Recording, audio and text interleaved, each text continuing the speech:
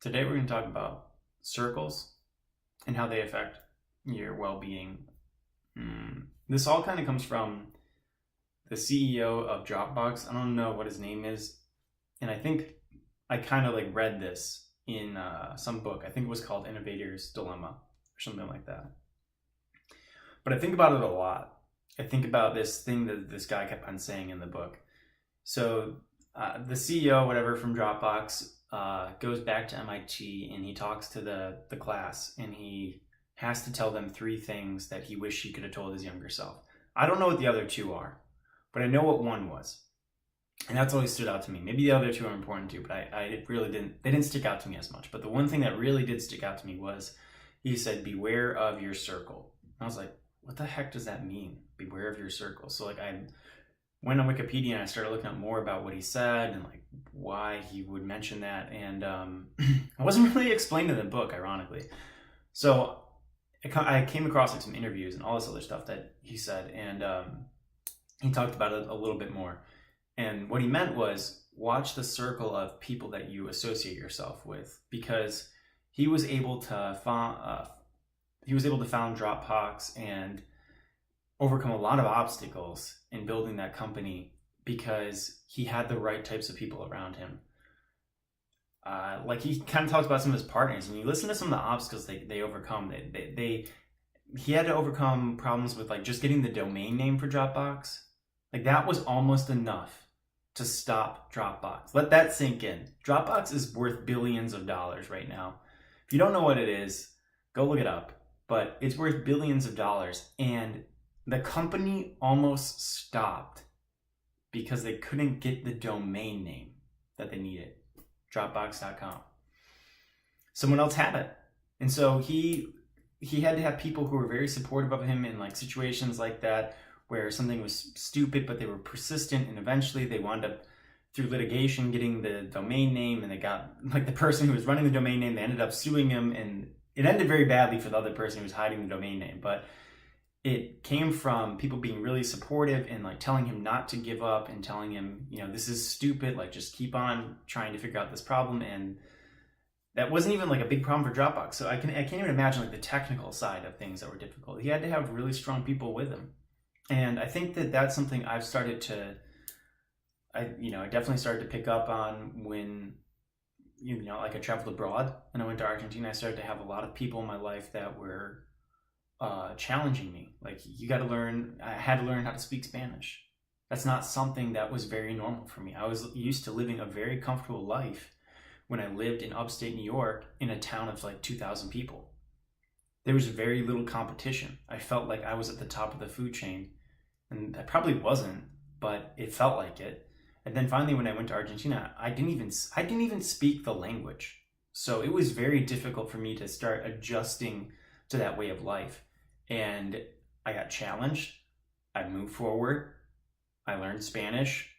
I proceeded to do well in school in Argentina, made friends, learned a lot about the culture, came back, did more, went to school, did really well, got to a better place in my life, went to a better school, got a degree that I never thought I'd ever get to, I never thought I'd get a degree in physics. That was insane.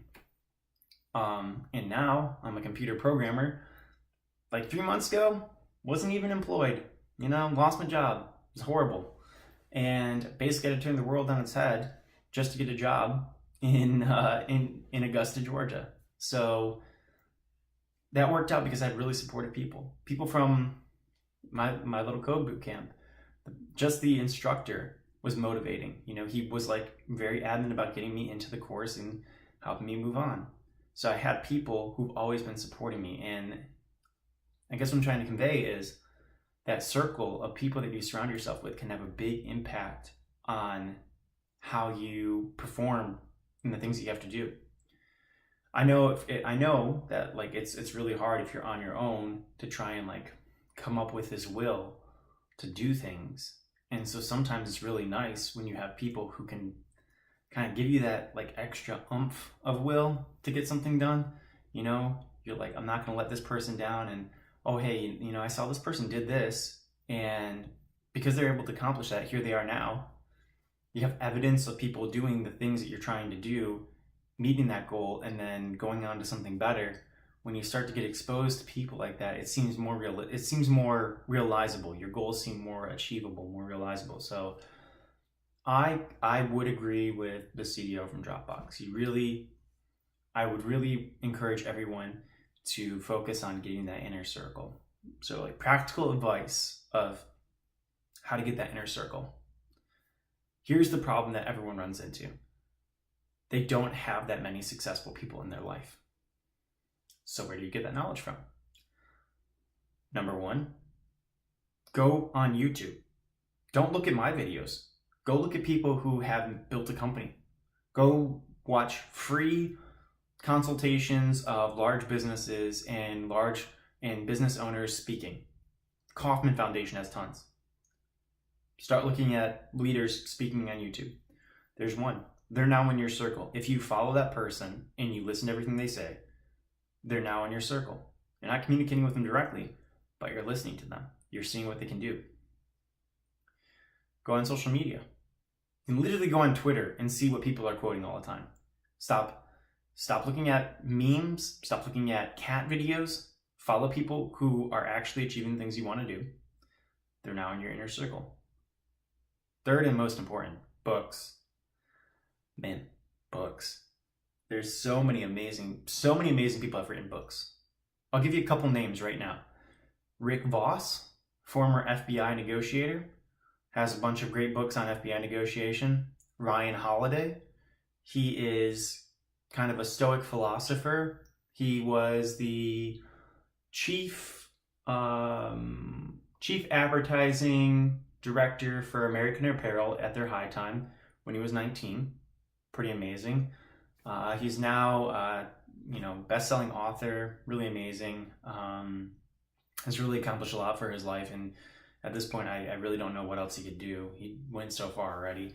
So, Rick Voss, FBI negotiator, Ryan Holiday, New York Times best-selling author, David Goggins, man, that guy from my hometown, Buffalo. Try and make one excuse, listen to David Goggins, and that guy will shut you down because he's been through everything that everyone else is going through, and he did it. And he has a really great attitude towards overcoming obstacles.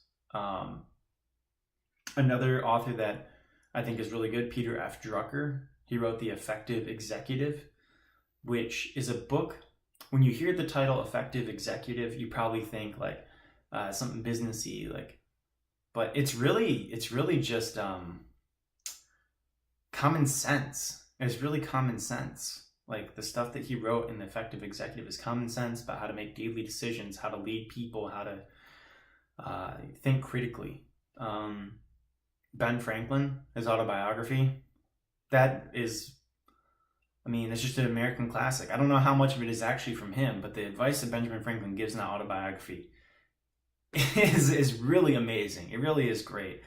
He was a total nerd, and there's some hilarity in like the stuff that he wrote, like when he was complaining about all of his friends spending all their money on beer after work and how he saved a penny. And I think that's where a penny saved is a penny earned came from. I think that's where that saying came from, that section of the autobiography. And you get to hear about how he went back home, and he had gone to Pennsylvania for a brief period of time, made a lot of money, and then came back to whatever his hometown was and was like, hey, like being like a showboat and like walking around telling everyone like how amazing everything is. And he's walking with this person who's very successful in the town, and while they're walking, he smacks his head on a beam, and the person who's very successful in the town he's walking with scoffs at him and goes, yet another reason why you shouldn't carry your head so high. So that was like a lesson in restraining his ego. So, and there's a lot to be said about that. If you can kind of control your ego and be humble and be respectful, you can learn so much more. If you just shut people down because you think that you're smarter than them, it inevitably you're going to embarrass yourself at some point, because there's a lot of people who are way better than everyone else out there. And you get that from reading a biography from a guy who lived over 200 years ago. So you can add people to your circle through watching YouTube videos, through following them on social media, through reading books. Yeah, those are 3 real practical examples of how you meet people in your life. Now, how to get like actual physical people in your life? You can network. You can go to meetups, and I would say go to like places where it's kind of weird at first. Like, I remember the first time I went to like, some coding meetups at the clubhouse. I didn't really know anyone there, but now I feel kind of at home just because we go there all the time, and like that's what people are interested in. So when I go there, I know I can like talk about programming or business or whatever I'm trying to do, and there's gonna be someone there who's been through that experience. And if you don't have that in your community, I just listed 3 things that you could do without that. You don't need that type of environment, and if it doesn't exist, feel free to create it, because you can make that, and you're just going to attract people who are interested in the things that you like. So yeah, that's pretty much a summary for today. Be mindful of your circle of influence and the people that you associate yourself with.